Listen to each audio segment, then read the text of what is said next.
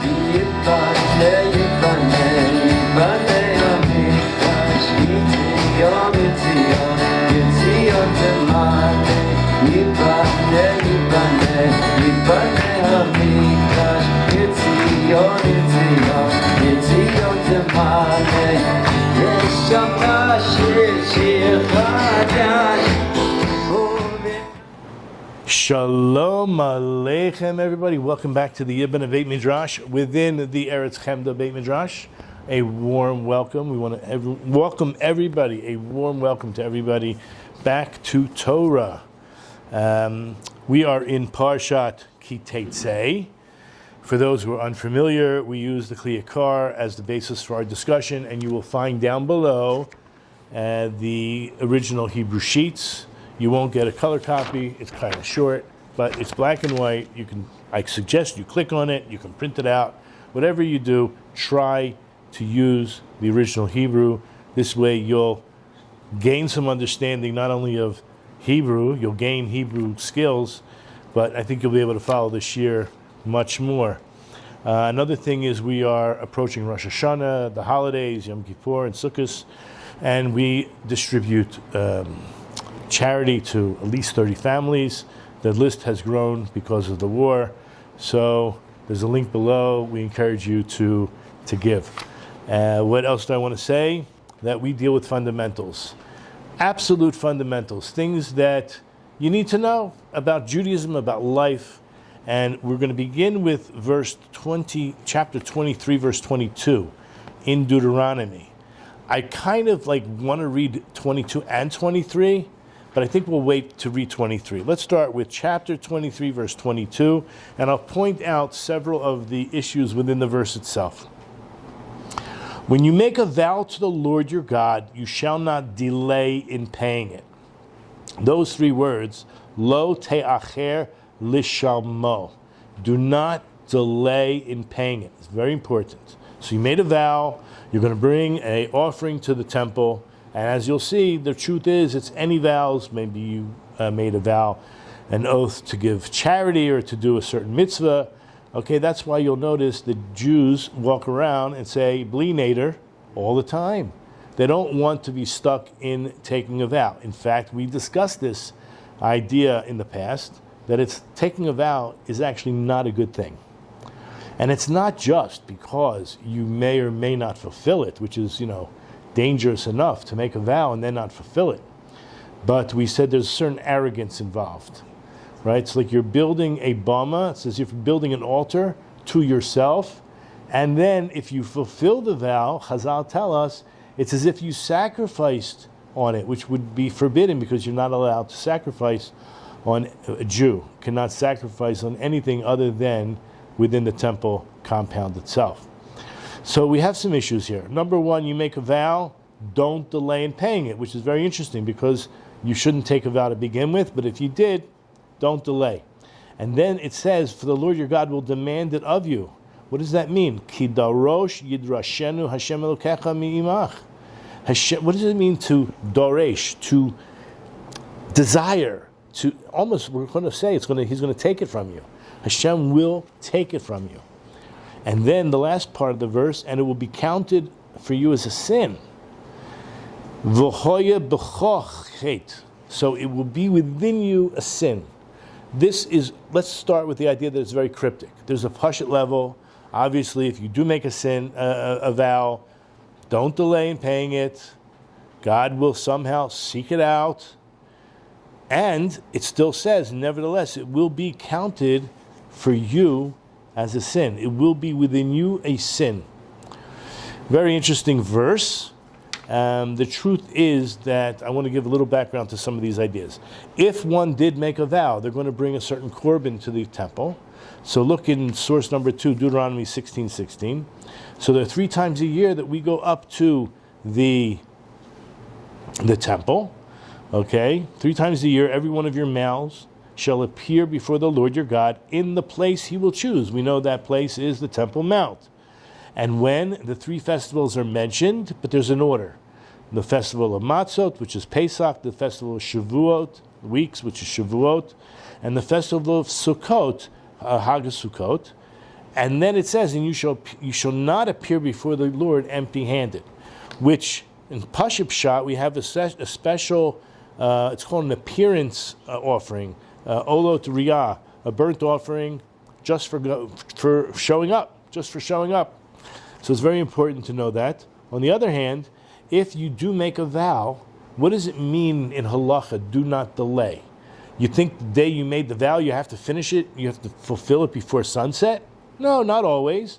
You have some time. Even charity, you have time, but how much time? So there's a huge machlokus. I don't want to go into the necessary halacha of it, but you should know there's it's at least a three-way machlokus. Look at source number 3, Rosh Hashanah 4b. It mentions, Rabbi Shimon says, that it's one of the 613 commandments, not to delay, if you make a vow, or in this case, as we're talking about an offering to the temple, to Hashem, you cannot allow, according to this, 3 festivals. But it's, according to the first opinion, any 3 festivals. So if you made the vow just before Sukkot, so that means by the following Shavuos, you have to have fulfilled your vow. You cannot allow any 3 festivals to pass. Otherwise, but then there's within that opinion, there is still a proper order. But when 3 festivals have passed in their proper order, Pesach, Shavuos, and Sukkot, and Passover always comes first, which means that it could be 3, 4, or even 5 festivals might pass before you bring it. Because if you made your vow right after Passover, so then you're going to pass through, so to speak, Shavuos, Sukkot, and then you have the 3 in order, which is once you've passed those 3 in order, which would be like the second year already, then you would end up violating the do not delay if you hadn't brought it by then. Rabbi Shimon Bar Yochai also says, he would say, that the festivals must pass before a person is liable for violating the prohibition against delaying. And he says sometimes there's 3, sometimes there's 4, and even sometimes there's 5, and he explains what I just did. And the sages taught in the Brisa, with regard to anyone who's liable, who makes themselves obligated. When you make a vow, by the way, and this is what we're going to get into, you have the ability to create a forbidden thing for yourself. Say, I'm not going to eat, and you use certain language, I'm not going to eat pizza, or I'm no longer going to eat meat. So that's a vow. If you use certain language, or I'm going to give a certain amount of money to charity. So that becomes an obligation. So he uses, the Gemara here says the sages mention all these things. Whether you're liable for vows of monetary payment, vows of valuations or dedications to the temple, consecration, sin offerings, guilt offerings, burnt offerings, peace offerings, vows of charity, tithes, firstborn offerings, animal offerings, or the Pesach offering, or the gleanings, the forgotten sheaves, different things for the poor, to produce the corner of the field, 3 obligatory agricultural gifts that are given to the poor. Once 3 festivals have passed, you end up transgressing this prohibition of you shall not delay. Then we have Rabbi Meir's opinion that even one festival, meaning the coming up festival, if you don't bring what you need to bring, you have violated that the prohibition against delaying. Rabbi Eliezer ben Yaakov says, no, it's 2 festivals. Okay, we're not going to get into the halacha, but you're getting the idea here of what it means to do not delay. What happens naturally? You delay. There are people called procrastinators.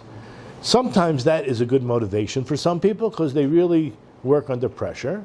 And there's some people who procrastinate because they really have no intention of doing it. Okay? I don't know which category you fall into.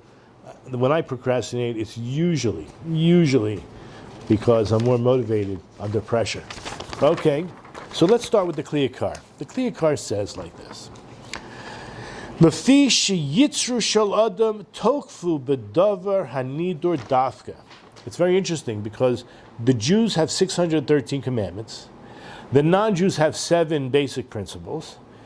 If I said to you that you're obligated to do something, well, let's just start with this. We have this concept in Judaism. The one who is obligated to do something, right, he's commanded to do something, and he does it, gets more reward than the one who's not obligated to do something and does it. Now, that's counterintuitive to me. The way I grew up, I didn't grow up in a religious home or knowledgeable about Judaism or psychology, for that matter. But apparently, I would have thought that if you came up with this grand idea of something good on your own, you should get a tremendous reward, much more than if you were commanded. But Judaism teaches the opposite, and this is going to be the yesod. This is going to be the foundational principle. Once you're told you have to do something, there's something that comes within you. I'm going to call it resistance. I'm sure there's other words. We're going to call it the Yetzer Hara, the evil inclination. The inclination not to do the right thing. Right? There's an idea, right? It's Mishlei, that how sweet are forbidden waters, right? The truth is, you should drink from your own cistern and not from others. But anyway, the Yakar says that the inclination of a person attacks him, attacks the person. There's tokfu. It strengthens itself with force against the person, specifically when they make a neder. Now think about it. You have a lot of obligations to start with. How did you get this neder? You opened your mouth and just said a few words. I mean, we're talking about a national revelation at Har Sinai with lightning bolts, and thunder. Okay, I got the idea. I got 613 commandments. But what's the big deal? I just open my mouth and say a few words. You know what? We are created in the image of God, and it's no coincidence that God created the world with words. We are taught that our words are extremely powerful, and we also create reality with our words. Let's not take it lightly. So, we didn't get to it yet, but he basically says this basic principle: the inclination of a person attacks him, specifically when he uses his mouth, when he makes a neder. Kol zman shenidro alav, the whole time that this oath is on him, on the person, he hasn't fulfilled it. Az hayetzer hara mitgarebo biyoter. Then the Yetzer Hara strengthens, provokes, teases him even more. What is he going to say to him? The Omrim Lo. It's interesting, the Yetzer Hara is plural, because it's the Yetzer. You have a Yetzer Tov and a Yetzer Hara. So your inclination says to you, Lo dayach ma she'asra alecha Torah. It's almost like a rhetorical question. The Yetzer Hara, the Satan, right? The Satan, the evil inclination, and the angel of death. It's all one angelic force. It's all one. They're just different hats, same force. He says to you, it's not enough what the Torah forbade you. Havu delo osif aleh. You're going to come. It's not worth. You don't need to add to it, but you already did. Laharbos gerui shel hayetzer hara b'cha. Automatically increases within you the stimulation. It's like an awakening of an anger of the Yetzer Hara within you, right? It's strengthening itself. You have 613 commandments, but you know what? You think that's already too much. What do I need to add more to? Yeah? So the Torah goes out of its way and it says, Lo te'acher l'shalmo, do not delay in paying it. Meaning, Shelo la'amod yamim rabim b'mitzudato. Don't stand for a long time, like don't delay, in your fortress, in your comfort zone. I don't know, Mitzudah is a citadel, it's a fortress. It could even mean to me stubbornness, right? You're standing your ground, as they say. That's why the Torah says in the following verse. So look at I believe it's number 4 on the source sheet. This is the following verse, after our very first verse. Remember, our first verse said that when you make a vow, right, don't delay, and God's going to demand it of you, and it's going to be counted as a sin for you. Right away, verse 23 says, if you refrain from making vows, you hold yourself back. That's what the Hebrew is. Ki techdal lindor. You actually refrain from vowing, lo yeh b'cha chet. There will not be within you sin. Now, we could again take Pashup shot, simple meaning, if you don't make a vow, there's no chance of violating it. But we already said that the vow itself is wrong to do. We said this weeks back. It's not held in high esteem. to make it, because it's like you're making an altar to yourself. You're separating yourself from everyone else. But listen to the words at the end of that verse. Lo yeh b'cha chet. Right? Now the first verse said, ha yeh b'cha chet. So if you make the vow, it will be considered for you a sin.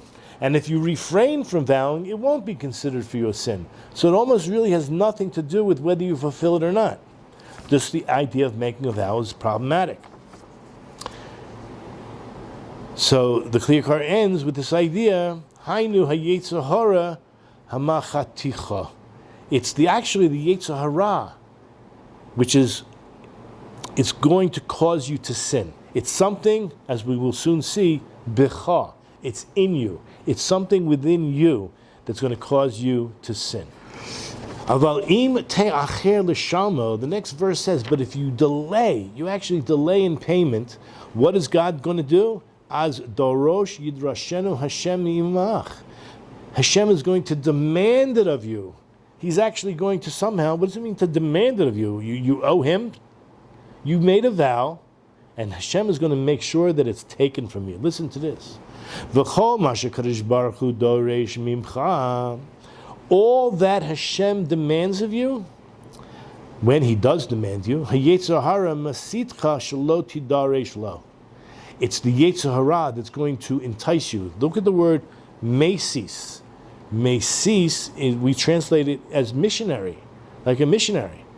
But it really means to entice. In other words, when a missionary comes to tell you about their, I don't know, whatever they're trying to sell you, their bag of goods, that's what mesis is, to entice you.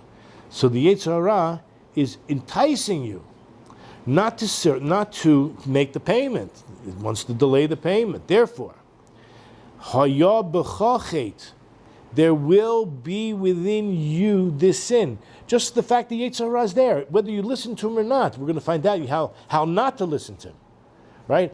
The best way is to pay it right away. But the very fact that you're delaying it, there's a sin in you, vadai. There's going to be certainly a sin. Now that sin is the yetzer hara itself.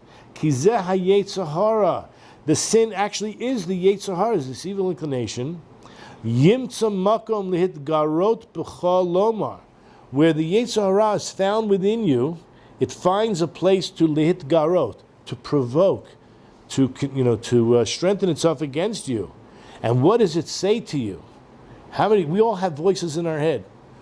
Davar ze'ein alecha chiyuv gamor. That voice says, you're not really obligated in this. All you did was open your mouth, said a few words. Ein ze alecha chiyuv gamor. You understand those words? It's not a complete obligation. What's the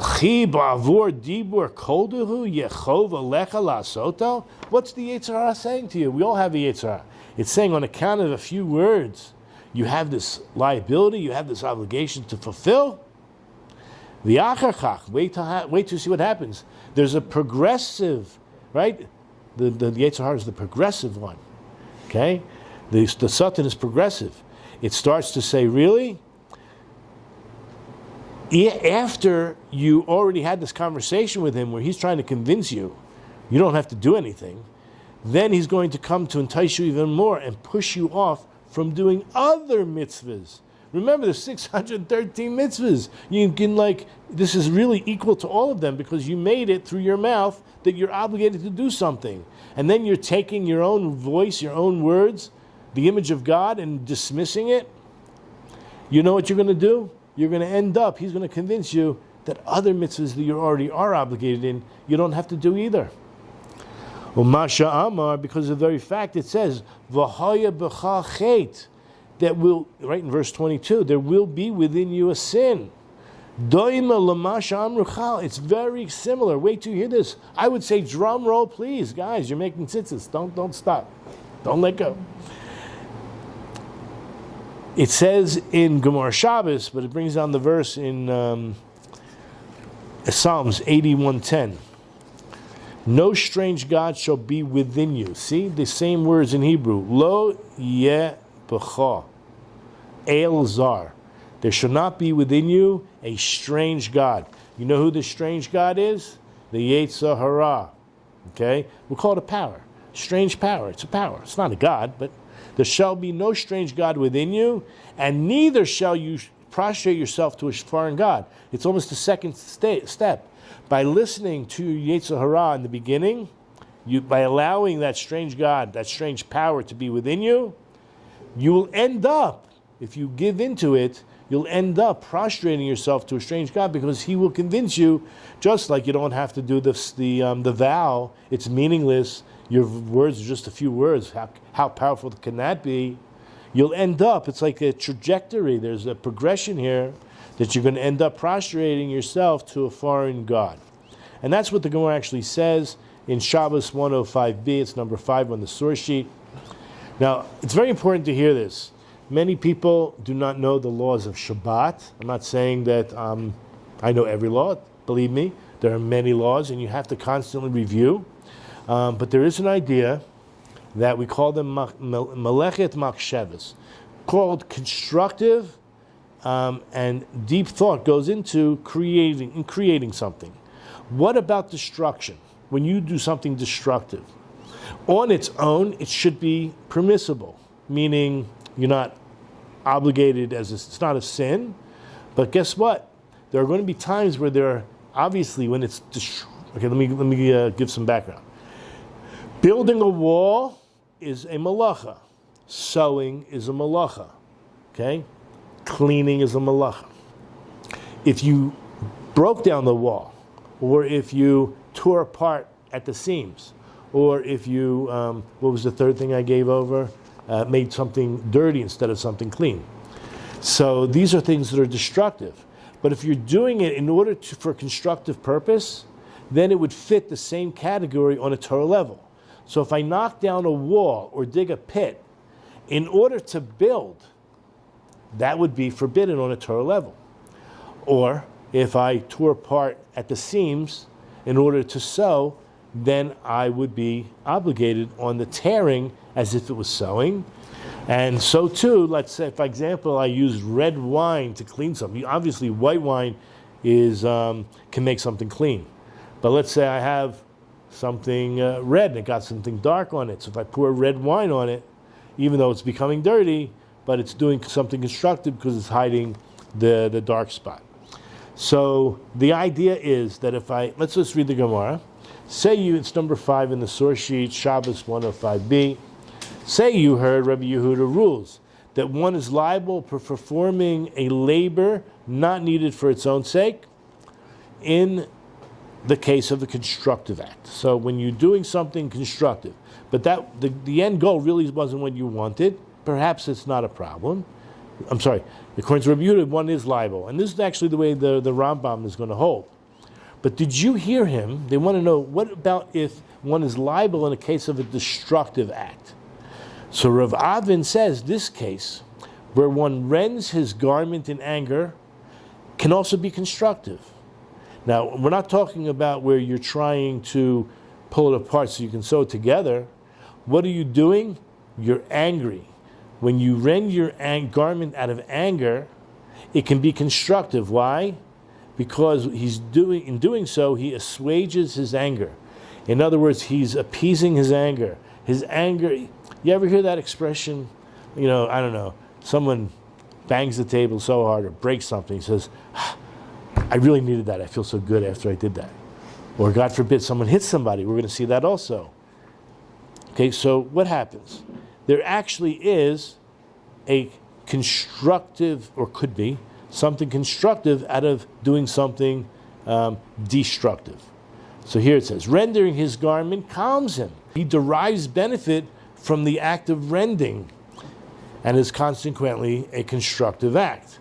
So the Gemara says, what do you mean? Is it always permitted to tear in such a manner? Wasn't it already taught by Rabbi Shimon ben Elazar in the name of Rabbi Chilfa ben Agra, who said in the name of Rabbi Yochanan ben Nuri, that one who rends his garments in anger, or breaks his vessels in his anger, or scatters money in his anger, now listen to this, should be considered like an idol worshiper in your eyes, and that is the craft of the evil inclination. Now, it's kind of vague here. So what we're saying is, okay, a guy tears his garments or breaks his vessels, scatters his money because he's angry, the Gemara is telling us that you should look at him like an idol worshiper, and this is the amunato. This is the scheme of the evil inclination. You know what it does? It says today it's going to tell him to do one thing, then tomorrow it tells him to do another thing, until eventually he can no longer control himself, and then it tells him go worship idols, and then the person goes and worship idols. And Rabbi Avin says, you know where we learn? From this verse in Psalms 81:10. There shall not be a strange God within you. I don't like that translation. There shall not be this foreign power within you, because it's eventually going to cause you to bow to a foreign God. And the Gemara says, what is the strange God that's within the person's body? Say that it is the evil inclination, meaning one may not rend his garments in anger, because in doing so, he's deriving pleasure from satisfying the evil inclination. Okay, I want to take you on a very short journey into the Rambam. I do have it on the source sheet of number 7 and number 8, but I brought with me also an associated sheet that explains it also. So I already mentioned that if you're doing something purely destructive, you're not violating the Torah violation on Shabbat. You may be violating the Torah for other reasons, okay? Like ripping your clothes for the dead. We already know you have an obligation to tear on your part of your garment for the dead. But just to destroy all your clothes, as we said, it's overreacting, cutting your skin. That could be a problem, okay? Bal tashkis, to just take something valuable and just ruin it for no reason. Well, I'm talking about on a weekday, not on Shabbat, is also problematic. So the Rambam in Laws of Shabbat, chapter 10, halacha 10, says a person who tears the length of a garment sufficient to tie 2 stitches, or for the sake of tying 2 stitches, you're chayav, you're liable, meaning you violated Shabbat. In contrast, one who tears with the intent to ruin is not liable. Now, this concept of patur aval aser, you're not liable an offering in the temple. You didn't violate Shabbos in the sense that you have a sin, but doesn't make it permissible. This activity is destructive in nature, so it's patur aval aser. However, the person who tears in a fit of rage, or one who rends his garment for the sake of a deceased person, we're talking about on Shabbat, from whom he's required to rend his garments, he is liable. He's guilty. Why? Because there's something constructive here. Right? For doing so, he settles his mind and calms his natural inclination. Since his anger is soothed through this act, it is considered to be constructive in nature, and therefore the person is liable. The Rambam brings us to also the Laws of Shabbat, chapter 8, halacha 8. God forbid, but if someone wounds his fellow man, we're talking about on Shabbat. So in contrast, one is liable, although one's intent is to injure, for this activity generates pleasure. So we're not talking about some sick person here. We're talking about someone who's angry at the other person. It somehow brings him some constructive emotion. It causes one's feelings to cool and one's anger to subside. Therefore, it is constructive nature. Accordingly, now, even if one does not require blood, in other words, just drawing blood alone is a problem, but even if blood is not drawn, the person is still liable. Okay, so that takes care of that. By the way, in this amazing Sefer, Lamitet Malachot, you don't have it here, but he brings down, indeed, according to some poskim, the malacha from the Torah of ripping, tearing, could only occur when tearing is done for the direct purpose of resewing. However, there's other poskim that tearing for any useful purpose is actually on a Torah level. So there could be a machlokus. In the end, it doesn't really matter, because tearing for any purpose is still rabbinically prohibited, according to in most cases. There's many things you have to discuss, tearing toilet paper, opening bags of potato chips. These are all very important to us, And so I encourage you to learn the laws of tearing on Shabbat. The Rambam says, as we mentioned, Halakha in chapter 10, Halakha 10, Hakoreya b'chamato, if one tears on account of his anger, he's chayiv, he's liable, he's guilty. B'pnei shemiyashev et dato b'davar zeh. He's settled his mind in this matter. V'yanuach yitzro, his evil inclination has been rested. Ho'echamato shochevet, now that his anger is residing.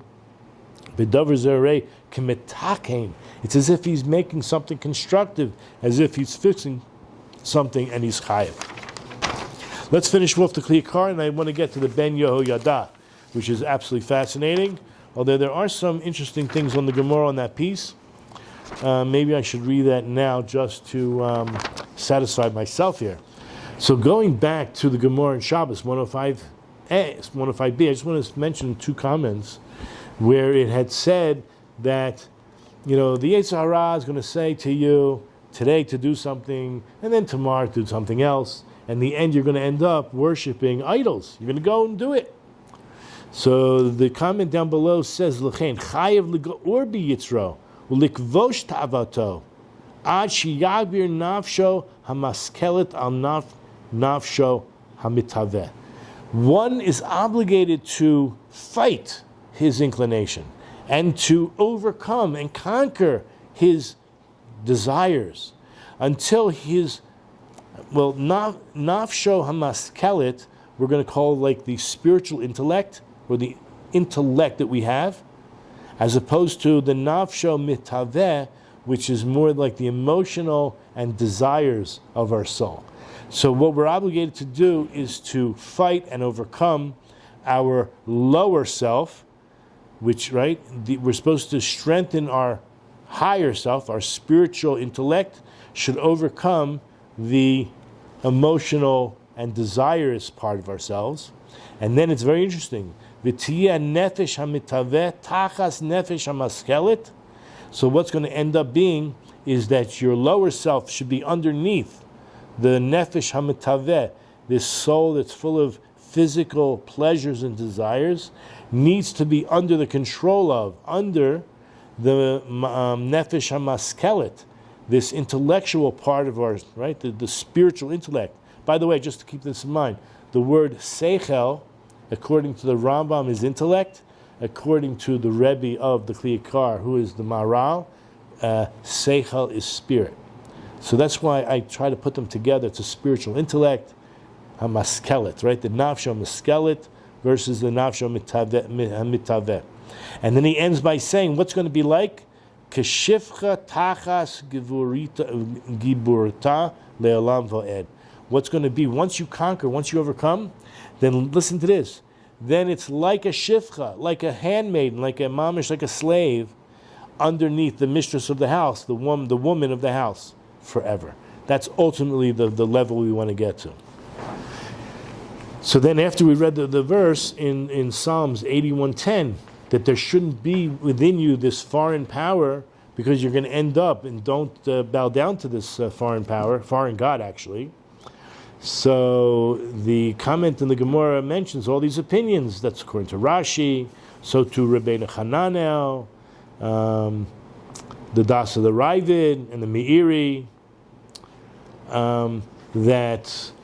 that actually ripping out of anger clothing on Shabbat, you're patur. Again, patur means patur aval aser. You're not liable, but you shouldn't have done it. Even according to Rabbi Yehuda. However, he brings how the Rambam understands Rabbi Yehuda differently. Aval das Rambam hakoreh b'chamato. If you tear in your anger, it's nikshav ke metaken. It's mamish considered a fixing, something good.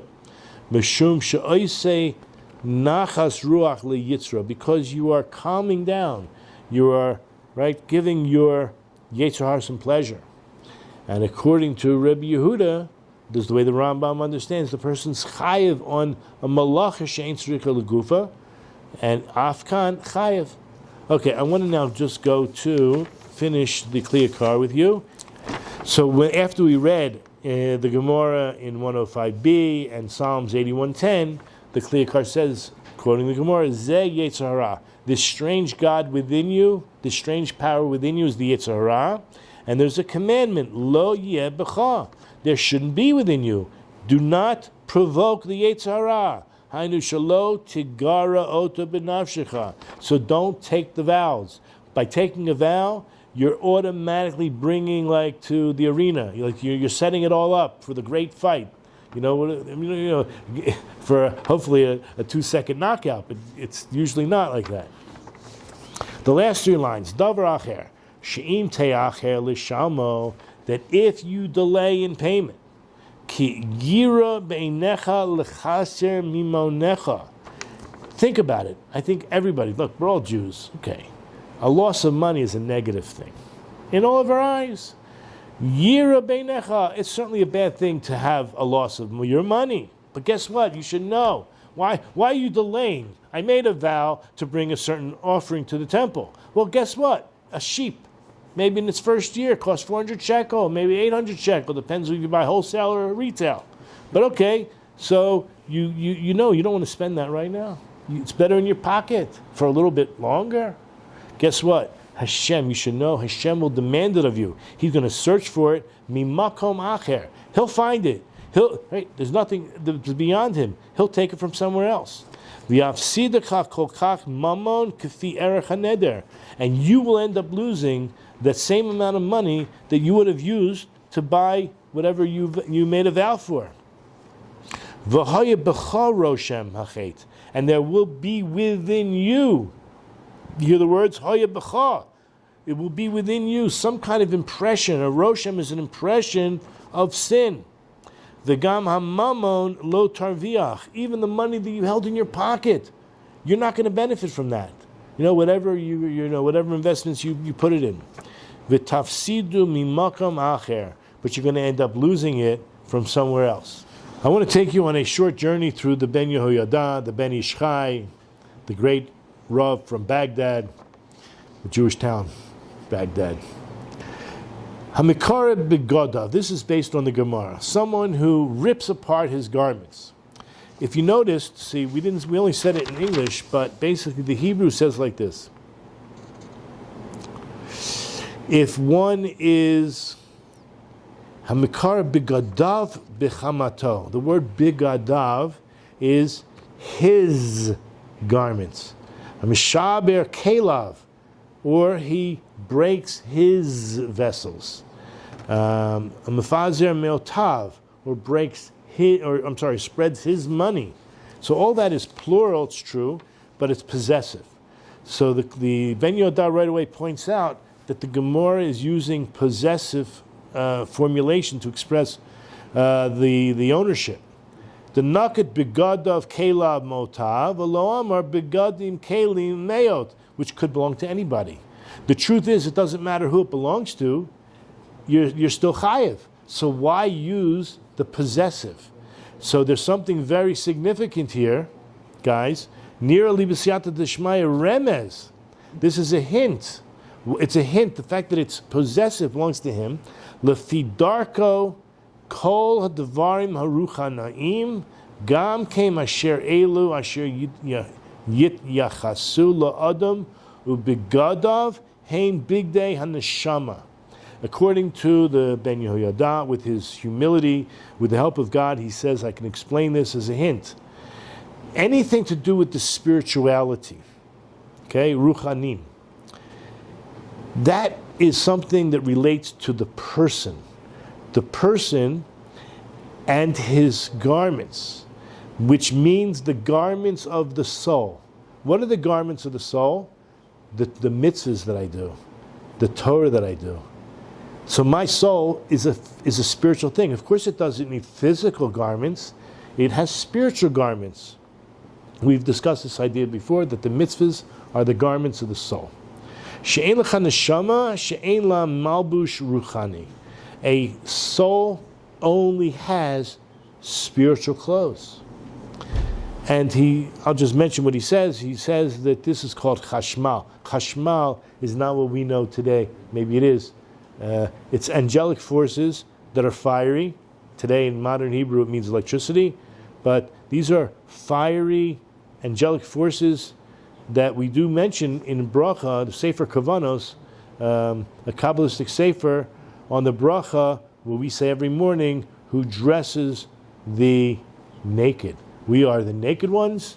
We wake up in the morning, and Hashem dresses the naked. He gives us opportunities to do mitzvahs and to learn Torah. Now, what about kas? We said someone who acts out of his anger.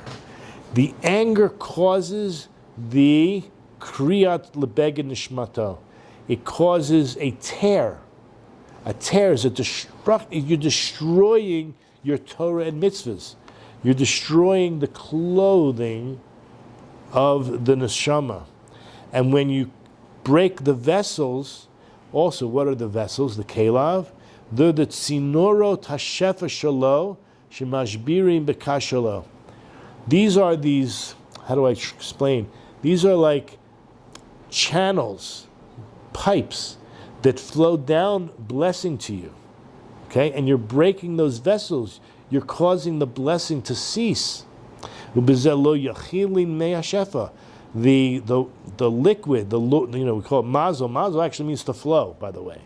So the flow of the mei hashefa stops because the tubes are broken.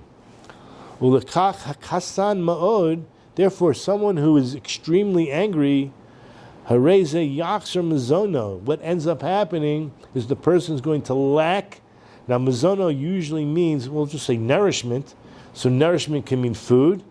But I think because of the next statement, it can also mean money, because we call money mazono, right? So basically, mizuman, it really means like it's available right away. Mizuman. So the very fact that you daily receive your nourishment, whether it's in a food form or in a voucher form, you can go to a restaurant, whatever, it's the same idea. So he says, basically, you're going to ruin your ability to be nourished from the higher spheres, and so it's going to take away your nourishment or your money. But the next thing is mefuzer me'otav. If you spread your money, you just threw your money out of anger. Money, there's a nickname, money is Torah.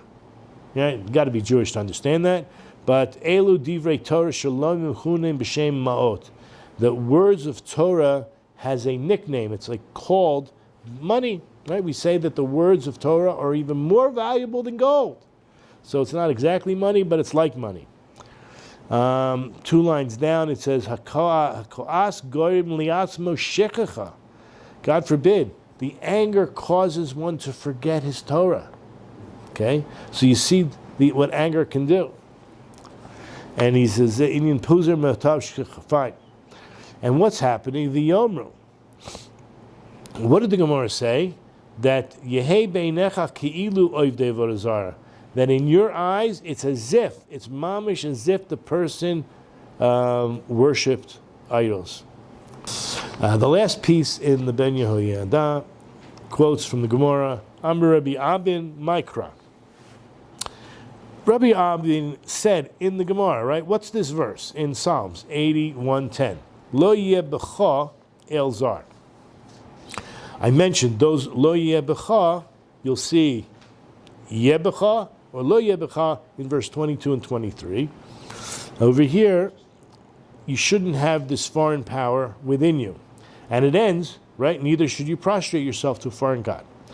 The Rabbeinu Yehuda kasha monolon to kai al yetzer hara shokas. From where do we learn? Where is this idea that the yetzer hara, which really could be anything, is related somehow to anger? Because that's what this Gemara has been relating it to. When you have anger, it's like there's a strange God within you. And we already said it's the yetzer hara. So where is this relationship between anger and the yetzer hara found? So the Ben Yehuda says, "Nirali b'siyata d'shmai." It seems to me that Rabbi Avin lo yalif ma'ikra. He doesn't actually learn from the verse itself, except this one idea: that if you listen, remember, you can fight your yetzer hara, you can conquer it, but if you give in and you listen to it, in the end, you will end up worshiping foreign gods. Dekoi al hayalifta al sofa brisa. Because if you look at the end of the brisa, you can see it. It's much more clear. That's what we learned from the verse. What is at the end of the brisa? Because in the beginning it says, Lo yeh b'cha el zar. You should not have any, there should not be within you this foreign power. Ze yetzer hara, this is the evil inclination. Don't have that within you because shelo b'sof, because in the end, lo tishtachaveh el necher. Don't have it in the beginning, so that in the end you won't be worshiping idols or strange gods. That says to you, la'avod avodah zara, la'oived avodah zara mamish. Now he says something a little bit more interesting. It's all interesting, but nira od nearly b'sata d'shmaya, that Rav Avin is yalif mahaikra, that he actually is also learning it from the very verse itself, to call yetzer hara shel kas, that the yetzer hara is the yetzer of kas. Dahainu, the karile el zar. Pay attention to the word el zar. Okay, a foreign god. Now, the word zar means foreign. Now, the Reishi Tevos, Zayin Reish, is from the word rogez. Okay, so the first rogez means anger. Reish Zayin. So Zayin Reish, it's the same letters, just in a different order. So you have on the outside, but on the inside you have Vav Gimel. Vav Gimel, the Yoso Sheben Taimim Gimel Vav. So in between you have the word Gav, Gimel Vav, which means inside. It's the inside letters, and it means inside. Ratzon Lomar Toch Kamo Devarim Bego. Mamish, it's within your body, and this is what it means. Ezu El Zar. What exactly is this El Zar, this foreign power? Sheyesh shebegufo shel adam, that's actually within the person himself, and there's just the words are begavayato b'tocho mamish within the person. Al zeyore osios gav show rogez, that it's actually teaching you those inner letters of rogez, which means anger, is gav, which means inside your body. And he says, seems to me I can explain this because the prime yetzer hara has power over 10 limbs of your body. 10 limbs of your body. You got 2 eyes, 2 ears, 2 hands, 2 legs, and a mouth and a heart. So that's your body. It's within your body. But the truth is, he's actually leading into the idea that 248 limbs, if you that's what we have, 248 limbs, and if you take away 10 because of rogez, because of this idea of within your body, you take away 10 limbs, you end up with 238, which is the gematria of Rachel, which actually just leads on to what we spoke about, I think it was 2 weeks ago, about the tears. We're not going to get into it now. But, so what did we learn from this? We learned quite a lot. Number one, we all have a yetzer hara. Anger is the most dangerous thing, right? In halacha, especially the Rambam, he always talks about the middle way. The what do you call it? The golden mean. You have any negative trait, sometimes you have to go all the way to the other extreme for a while until you get to the middle. It's like you would think to be extremely kind and extremely this and extremely, all the good stuff. No, the middle road is fine. There are 2 exceptions, and one of them is anger. Okay, so anger is one of them. Do not go to the other extreme to come to the middle. Stay far away from anger. It's one of those things you have to stay far away from. When someone does get angry, we all know, we shouldn't all know, but we have this idea that they mamish lose it. They lose control, right? You can get in, obviously there are people that are good-tempered and they rarely get angry, and even when they do, they don't lose it, okay? But for many of us, we get angry, we mamish lose it. And that is likened to avodah zarah. You totally strip off, as we see, all the clothing, so to speak, of the neshama. The clothing, as we said, is the words of Torah, is the mitzvahs, right? Is the image of God, is the heavenly flow of all the blessings. So it's something that we should stay extremely far away from. So I know we just read those verses and it just seems like, okay, Pashup shot, simply, if you make the vow, we realize you shouldn't make vows at all. Obviously, if you do, don't delay. By the way, God's going to make sure it's going to come from somewhere, and it is already within you, and it's counted as a sin because it is the Yetzer Hara that will be awoken. That's a good word nowadays. The Yetzer Hara, the evil inclination, will be woken among you, and you have an obligation to conquer it and get over it. And so, as the following verse 23 says, but if you refrain from making vows, you will have no sin. So, Bezrat Hashem, we're coming up to Rosh Hashanah. We're going to have on Erev Rosh Hashanah an opportunity to annul or to release ourselves from all our vows that we might have taken throughout the year because we forgot to say Bli Neder. And on Yom Kippur Eve, we're going to come to synagogue and we're going to hear Kol Nidre, and the whole shul altogether is going to be saying these words in a very mystical and moving and emotional, right? That all the vows that we made through the year are nullified. So it's no coincidence this is coming up in Elul, blowing the shofar every day. For those of us not yet saying slichos, getting into the season, right? You get on an elevator, like in America during the season, you get on an elevator or go shopping. Here in Israel, no matter where you go, you hear slichos on the elevator, in the doctor's office, on the radio. It's just amazing. So we should be getting into the spirit of tshuva, and the preventative medicine always is best. And with that, wishing everybody not just a Shabbat Shalom, but a good life. And B'ezrat Hashem, we'll see you next week. And I got much more to say, but got to stop at some point. So have a great life. Kol Tuv.